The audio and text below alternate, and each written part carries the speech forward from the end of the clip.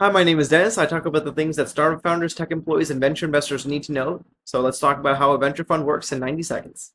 Imagine you have two bald guys who want to start a venture fund. First, they find a good set of lawyers who help draft a limited partner agreement, which lays out how the fund is going to operate. From there, they come up with a catchy name that's easy to spell. That makes them GPs, or general partners. From there, they find investors. That's wealthy families, school endowments, pension funds, insurance companies, and corporations. These folks invest money with the venture investors, and then they become limited partners or LPs. Each year, the general partners charge 2% of the total amount they manage to the LPs in fees. That pays the rents, the salaries, and keeps the fund operating.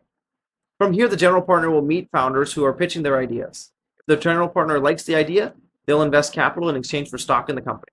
From there, the company will hire engineers and salespeople. If they're spending money on a lot of other things, that's usually a bad thing. Venture funds deploy their capital in 3 to 6 year cycles. And as they deploy more and more capital, the valuations of the companies that they invest in hopefully rise as the underlying revenue grows. Eventually, those companies will either go public in the stock market or a big corporation will want to buy them, in which case the venture investor gets compensated proportionally based on how much stock they own. Then the limited partner gets back all the capital that they invested.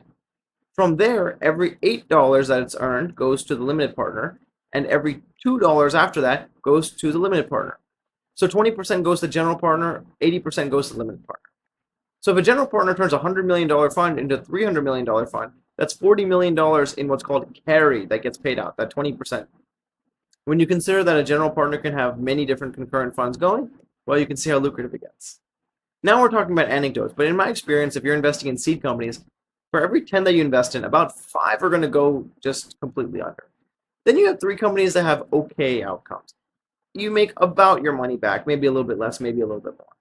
Then you have one company that does really well. I'm talking a 10x. It makes up for a lot of losses.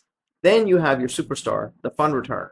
That one is a 30x, 40x, 50x, 100x. There are a lot of venture funds out there, but not a lot of great venture funds.